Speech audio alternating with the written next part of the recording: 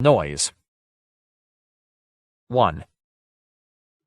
Captain Hess placed a notebook on the desk and hauled a chair up under his sturdy buttocks. Pointing to the notebook, he said, "That's the property of your man Evans. He left it aboard the ship." Gallispell asked in faint surprise, "There was nothing else? No letter?" "No, sir, not a thing. That notebook was all he had when we picked him up."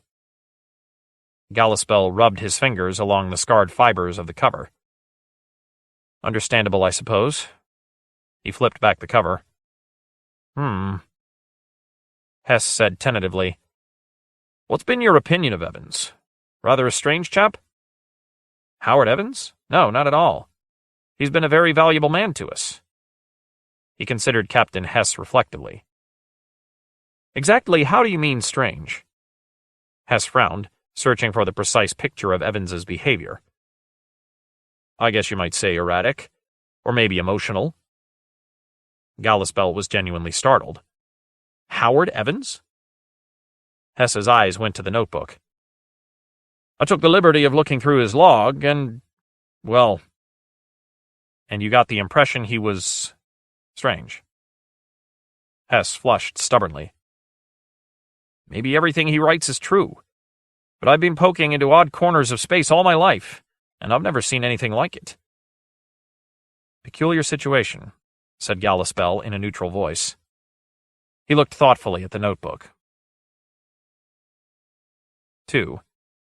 Journal of Howard Charles Evans. I commenced this journal without pessimism, but certainly without optimism. I feel as if I have already died once. My time in the lifeboat was at least a foretaste of death. I flew on and on through the dark, and a coffin could be only slightly more cramped. The stars were above, below, ahead, astern. I have no clock, and I can put no duration to my drifting. It was more than a week, it was less than a year. So much for space, the lifeboat, the stars.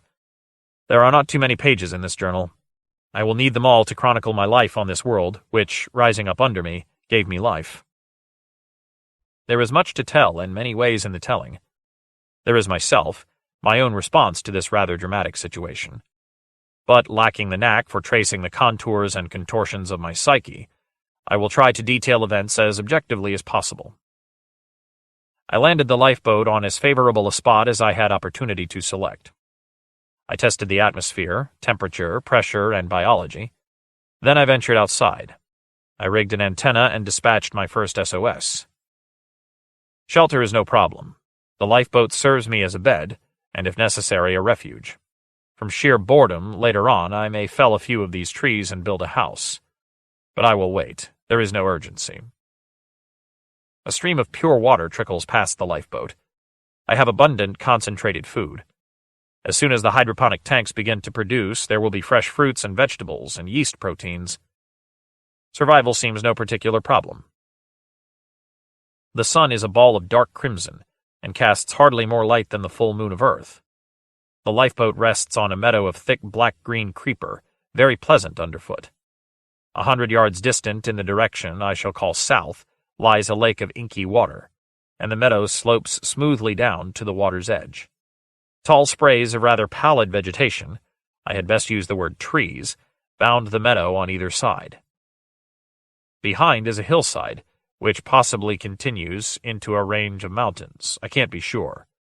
This dim red light makes vision uncertain after the first few hundred feet. The total effect is one of haunted desolation and peace. I would enjoy the beauty of the situation if it were not for the uncertainties of the future. The breeze drifts across the lake, smelling pleasantly fragrant, and it carries a whisper of sound from off the waves. I have assembled the hydroponic tanks and set out cultures of yeast. I shall never starve nor die of thirst. The lake is smooth and inviting. Perhaps in time I will build a little boat. The water is warm, but I dare not swim. What could be more terrible than to be seized from below and dragged under? There is probably no basis for my misgivings. I have seen no animal life of any kind, no birds, fish, insects, crustacea. The world is one of absolute quiet, except for the whispering breeze. The scarlet sun hangs in the sky, remaining in place during many of my sleeps. I see it is slowly westering. after this long day, and how long and how monotonous will be the night. I have sent off 4 SOS sequences. Somewhere a monitor station must catch them. A machete is my only weapon, and I have been reluctant to venture far from the lifeboat. Today, if I may use the word, I took my courage in my hands and started around the lake. The trees are rather like birches, tall and supple. I think the bark and leaves would shine a clear silver in light other than this wine-colored gloom. Along the lakeshore they stand in a line, almost as if long ago they had been planted by a wandering gardener. The tall branches sway in the breeze, glinting scarlet with purple overtones, a strange and wonderful picture which I am alone to see. I have heard it said that enjoyment of beauty is magnified in the presence of others, that a mysterious rapport comes into play to reveal subtleties which a single mind is unable to grasp. Certainly, as I walked along the avenue of trees with the lake and the scarlet sun behind, I would have been grateful for companionship. But I believe that something of peace, the sense of walking in an ancient abandoned garden, would be lost. The lake is shaped like an hourglass. At the narrow waist, I could look across and see the squat shape of the lifeboat. I sat down under a bush, which continually nodded red and black flowers in front of me. Mist fibrils drifted across the lake, and the wind made low musical sounds. I rose to my feet, continued around the lake. I passed through forests and glades and came once more to my lifeboat. I went to tend my hydroponic tanks, and I think the yeast had been disturbed, prodded at curiously. The dark red sun is sinking. Every day, it must be clear that I use day as the interval between my sleeps, finds it lower in the sky. Night is almost upon me, long night. How shall I spend my time in the dark? I have no gauge other than my mind, but the breeze seems colder. It brings long mournful chords to my ears, very sad, very sweet. Mist wraiths go fleeting across the meadow. Wan stars already show themselves, nameless ghost lamps without significance. I have been considering the slope behind my meadow. Tomorrow I think I will make the ascent. I have plotted the position of every article I possess. I will be gone some hours, and if a visitor meddles with my goods, I will know his presence for certain. The sun is low, the air pinches at my cheeks. I must hurry if I wish to return while light still shows me the landscape. I picture myself lost. I see myself wandering the face of this world, groping for my precious lifeboat, my tanks, my meadow. Anxiety, curiosity, obstinacy all spurring me, I set off up the slope at a half-trot. Becoming winded almost at once, I slowed my pace. The turf of the lakeshore had disappeared. I was walking on bare rock and lichen. Below me, the meadow became a patch, my lifeboat a gleaming spindle. I watched for a moment. Nothing stirred anywhere in my range of vision. I continued up the slope and finally breasted the ridge. A vast rolling valley fell off below me. Far away, a range of great mountains stood into the dark sky. The wine-colored light slanting in from the west lit the prominences, the frontal sallies and bluffs, left the valleys in gloom. An alternate sequence of red and black beginning far in the west, continuing past, far to the east. I looked down behind me, down to my own meadow, and was hard put to find it in the fading light. Ah, there it was. And there, the lake, a sprawling hourglass. Beyond was dark forest, then a strip of old rose savanna, then a dark strip of woodland, then delicate laminae of colorings to the horizon. The sun touched the edge of the mountains, and with what seemed almost a sudden lurch, fell half below the horizon. I turned down slope, a terrible thing to be lost in the dark. My eye fell upon a white object, 100 yards along the ridge. I stared and walked nearer. Gradually it assumed form, a thimble, a cone, a pyramid, a cairn of white rocks. I walked forward with feet achingly heavy. A cairn, certainly. I stood looking down on it. I turned, looked over my shoulder. Nothing in view. I looked down to the meadow. Swift shapes? I strained through the gathering murk. Nothing. I tore at the cairn, threw rocks aside. What was below? Nothing. In the ground, a faintly marked rectangle 3 feet long was perceptible. I stood back. No power I knew of could induce me to dig into that soil. The sun was disappearing. Already at the south and north, the afterglow began, lees of wine. The sun moved with astounding rapidity. What manner of sun was this, dawdling at the meridian, plunging below the horizon? I turned down slope, but darkness came faster. The scarlet sun was gone. In the west was the sad sketch of departed flame. I stumbled. I fell. I looked into the east. A marvelous zodiacal light was forming, a strengthening blue triangle. I watched, from my hands and knees. A cusp of bright blue lifted into the sky. A moment later, a flood of sapphire washed the landscape. A new sun of intense indigo rose into the sky. The world was the same and yet different. Where my eyes had been accustomed to red and the red subcolors, now I saw the intricate cycle of blue. When I returned to my meadow, the breeze carried a new sound, bright chords that my mind could almost form into melody. For a moment I so amused myself, and thought to see dance motion in the wisps of vapor which for the last few days had been noticeable over my meadow. In what I will call a peculiar frame of mind, I crawled into the lifeboat and went to sleep. I crawled blinking out of the lifeboat into an electric world. I listened. Surely that was music, faint whispers drifting in on the wind like a fragrance. I went down to the lake, as blue as a ball of that cobalt dye so aptly known as bluing. The music came louder. I could catch snatches of melody, sprightly quick-step phrases carried like colored tinsel on a flow of cream. I put my hands to my ears. If I were experiencing hallucinations, the music would continue. The sound diminished, but did not fade entirely. My test was not definitive. But I felt sure it was real. And where music was, there must be musicians. I ran forward, shouted, "Hello!" "Hello!" came the echo from across the lake. The music faded a moment, as a cricket chorus quiets when disturbed. Then gradually I could hear it again. Distant music, horns of elfland faintly blowing. It went completely out of perception. I was left standing haggard in the blue light, alone on my meadow. I washed my face, returned to the lifeboat, sent out another set of SOS signals. Possibly the blue day is shorter than the red day. With no clock, I can't be sure. But with my new fascination, the music and its source, the blue day seems to pass swifter. Never have I caught sight of the musicians. Is the sound generated by the trees, by diaphanous insects crouching out of my vision? One day I glanced across the lake, and wonder of wonders, a gay town spread along the opposite shore. After a first dumbfounded gaze, I ran down to the water's edge, stared as if it were the most precious sight of my life. Pale silk swayed and rippled, pavilions, tents, fantastic edifices. Who inhabited these places? I waded knee-deep into the lake, the breath catching and creaking in my throat, and thought to see flitting shapes. I ran like a madman around the shore.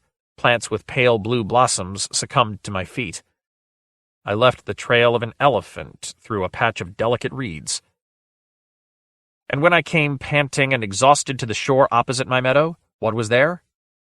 Nothing. The city had vanished like a dream, like specters blown on a wind. I sat down on a rock. Music came clear for an instant, as if a door had momentarily opened. I jumped to my feet. Nothing to be seen. I looked back across the lake. There, on my meadow, a host of gauzy shapes moved like mayflies over a still pond. When I returned, my meadow was vacant. The shore across the lake was bare.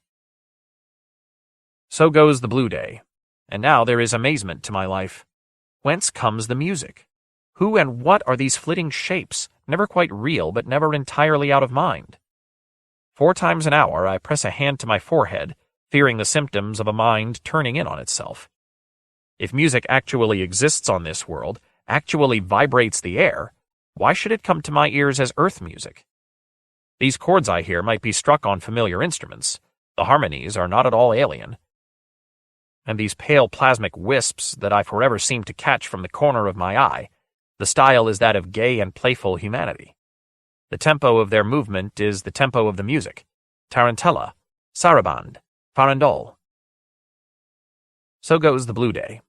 Blue air, blue-black turf, ultramarine water, and the bright blue star bent to the west. How long have I lived on this planet? I have broadcast the SOS sequence until now the batteries hiss with exhaustion. Soon there will be an end to power. Food, water are no problem to me. But what use is a lifetime of exile on a world of blue and red? The blue day is at its close. I would like to mount the slope and watch the blue sun's passing, but the remembrance of the red sunset still provokes a queasiness in my stomach. So I will watch from my meadow, and then, if there is darkness, I will crawl into the lifeboat like a bear into a cave, and wait the coming of light. The blue day goes. The sapphire sun wanders into the western forest, the sky glooms to blue-black, the stars show like unfamiliar home places. For some time now I have heard no music. Perhaps it has been so all-present that I neglect it. The blue star is gone, the air chills. I think that deep night is on me indeed. I hear a throb of sound, plangent, plaintive. I turn my head. The east glows pale pearl. A silver globe floats up into the night like a lotus drifting on a lake, a great ball like 6 of Earth's full moons. Is this a sun, a satellite, a burnt-out star? What a freak of cosmology I have chanced upon. The silver sun, I must call it a sun, although it casts a cool satin light, moves in an aureole like oyster shell. Once again, the color of the planet changes. The lake glistens like quicksilver. The trees are hammered metal. The silver star passes over a high rack of clouds, and the music seems to burst forth as if somewhere someone flung wide curtains. The music of moonlight, medieval marble, piazzas with slim fluted colonnades, soft sighing strains. I wander down to the lake. Across on the opposite shore once more I see the town. It seems clearer, more substantial. I note details that shimmered away to vagueness before. A wide terrace beside the lake, spiral columns, a row of urns. The silhouette is, I think, the same as when I saw it under the blue sun. Great silken tents, shimmering, reflecting cusps of light, pillars of carved stone, lucent as milk glass, fantastic fixtures of no obvious purpose. Barges drift along the dark quicksilver lake like moths, great sails bellying idly, the rigging a mesh of cobweb. Nodules of light, like fairy lanterns, hang on the stays, along the masts. On sudden thought, I turn, look up to my own meadow. I see a row of booths as at an old-time fair, a circle of pale stones set in the turf, a host of filmy shapes. Step by step, I edge toward my lifeboat. The music waxes, chords and structures of wonderful sweetness. I peer at one of the shapes, but the outlines waver. It moves to the emotion of the music, or does the motion of the shape generate the music? I run forward, shouting hoarsely. One of the shapes slips past me, and I look into a blur where a face might be. I come to a halt, panting hard. I stand on the marble circle. I stamp. It rings solid. I walk toward the booths. They seem to display complex things of pale cloth and dim metal. But as I look, my eyes mist over as with tears. The music goes far, far away. My meadow lies bare and quiet. My feet press into silver-black turf. In the sky hangs the silver-black star. I am sitting with my back to the lifeboat, staring across the lake, which is still as a mirror. I have arrived at a set of theories. My primary proposition is that I am sane, a necessary article of faith. Why bother even to speculate otherwise? So, events occurring outside my own mind cause everything I have seen and heard. But, note this, these sights and sounds do not obey the laws of classical science. In many respects, they seem particularly subjective. It must be, I tell myself, that both objectivity and subjectivity enter into the situation. I receive impressions which my brain finds unfamiliar, and so translates to the concept most closely related. By this theory, the inhabitants of this world are constantly close. I move unknowingly through their palaces and arcades. They dance incessantly around me. As my mind gains sensitivity, I verge upon rapport with their way of life, and I see them. More exactly, I sense something which creates an image in the visual region of my brain. Their emotions, the pattern of their life, sets up a kind of vibration which sounds in my brain as music. The reality of these creatures I am sure I will never know. They are diaphane. I am flesh. They live in a world of spirit. I plod the turf with my heavy feet. These last days I have neglected to broadcast the SOS. Small lack, the batteries are about done. The silver sun is at the zenith and leans westward. What comes next? Back to the red sun, or darkness? Certainly this is no ordinary planetary system. The course of this world along its orbit must resemble one of the pre-Copernican epicycles. I believe that my brain is gradually tuning into phase with this world, reaching a new high level of sensitivity. If my theory is correct, the élan vital of the native beings expresses itself in my brain as music. On Earth, we would perhaps use the word telepathy. So I am practicing, concentrating, opening my consciousness wide to these new perceptions. Ocean mariners know a trick of never looking directly at a far light lest it strike the eye's blind spot. I am using a similar device of never staring directly at one of the gauzy beings. I allow the image to establish itself, build itself up, and by this technique they appear quite definitely human. I sometimes think I can glimpse the features. The women are like sylphs, achingly beautiful. The men, I have not seen one in detail, but their carriage, their form is hauntingly familiar. The music is always part of the background, just as rustling of leaves is part of a forest. The mood of these creatures seems to change with their sun, so I hear music to suit. The red sun gave them passionate melancholy, the blue sun merriment. Under the silver star they are delicate, imaginative, wistful, and in my mind sounds Debussy's La Mer and Les Sirènes. The silver day is on the wane.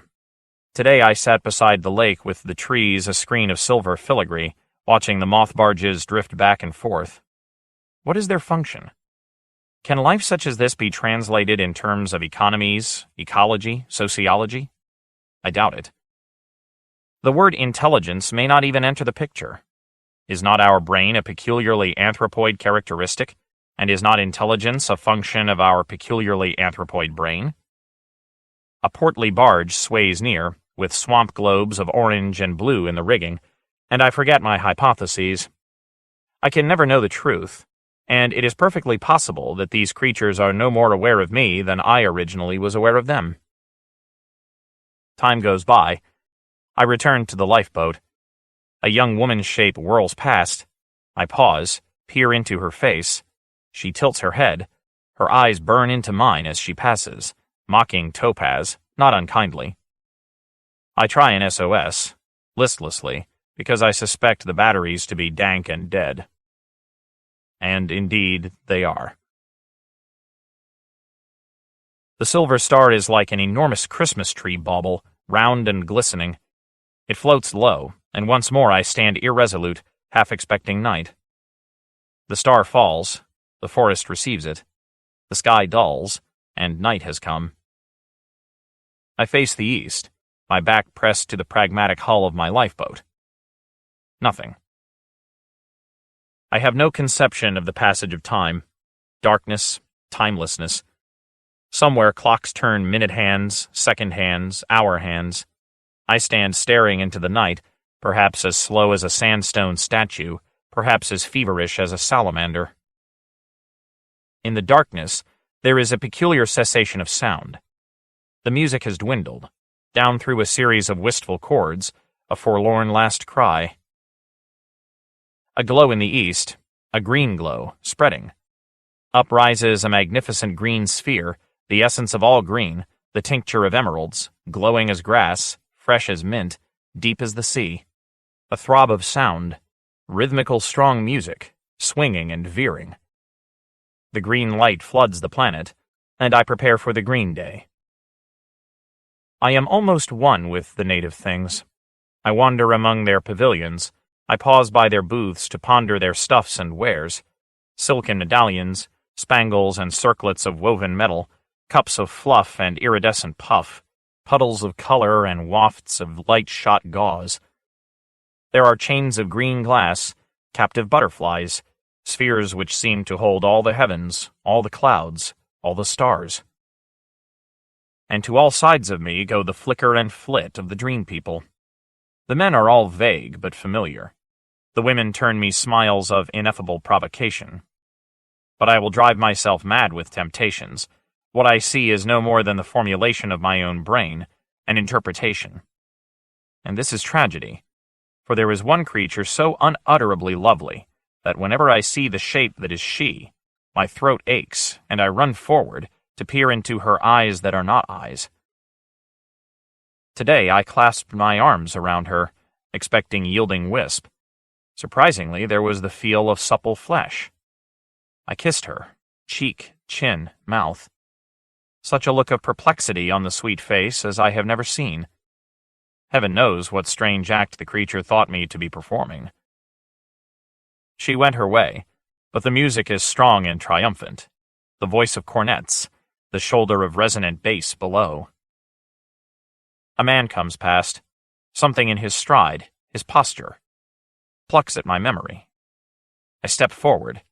I will gaze into his face. I will plumb the vagueness. He whirls past like a figure on a carousel. He wears flapping ribbons of silk and pom-poms of spangled satin. I pound after him. I plant myself in his path. He strides past with a side glance, and I stare into the rigid mask-like face. It is my own face. He wears my face. He walks with my stride. He is I. Already is the green day gone? The green sun goes, and the music takes on depth. No cessation now. There is preparation, imminence. What is that other sound? A far spasm of something growling and clashing like a broken gearbox. It fades out. The green sun goes down in a sky like a peacock's tail. The music is slow, exalted.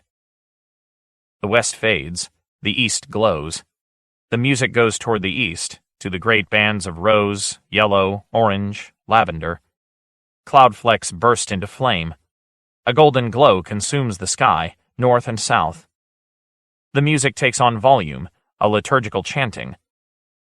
Up rises the new sun, a gorgeous golden ball. The music swells into a paean of light, fulfillment, regeneration. Hark! A second time the harsh sound grates across the music. Into the sky, across the sun, drifts the shape of a spaceship. It hovers over my meadow. The landing jets come down like plumes. The ship lands. I hear the mutter of voices, men's voices. The music has vanished. The marble carvings, the tinsel booths, the wonderful silken cities are gone. 3. Gallispell looked up, rubbed his chin. Captain Hess asked anxiously, "What do you think of it?" For a moment Gallispell made no reply. Then he said, "It's a strange document." He looked for a long moment out the window.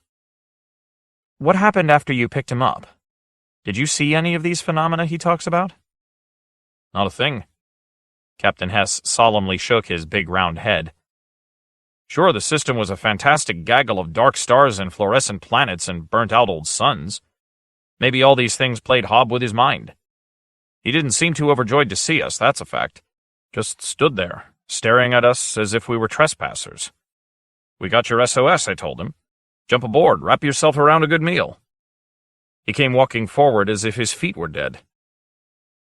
Well, to make a long story short, he finally came aboard. We loaded on his lifeboat and took off. During the voyage back, he had nothing to do with anybody. Just kept to himself, walking up and down the promenade. He had a habit of putting his hands to his head. One time I asked him if he was sick, if he wanted the medic to look him over. He said no, there was nothing wrong with him. That's about all I know of the man. We made sun and came down toward Earth. Personally, I didn't see what happened because I was on the bridge, but this is what they tell me. As Earth got bigger and bigger, Evans began to act more restless than usual, wincing and turning his head back and forth. When we were about 1,000 miles out, he gave a kind of furious jump. "The noise," he yelled. "The horrible noise." And with that he ran astern, jumped into his lifeboat, cast off, and they tell me disappeared back the way we came. And that's all I got to tell you, Mr. Gallispell. It's too bad after our taking all that trouble to get him, Evans decided to pull up stakes. But that's the way it goes. He took off back along your course? That's right. If you're wanting to ask, could he have made the planet where we found him, the answer is not likely. But there's a chance, persisted Gallispell. Oh, sure, said Captain Hess. There's a chance. Afterword to Noise. Today is a wonderful time to be alive, the most exciting and colorful age in the whole tremendous history of man. We are in a period of changeover, from a civilization based of European ideas that has lost its momentum and grown tired, to a new civilization on whose basic patterns we are still working. No one could call this an era of calm, quite the reverse. Events come at us with a rapidity that bewilders most people and alarms not a few. Science fiction provides a primary education for this new age, exactly as history and geography books have educated us for the present. Science fiction gives us a head start at fitting ourselves to the new conditions, and we have an enormous advantage over people who ignore the future.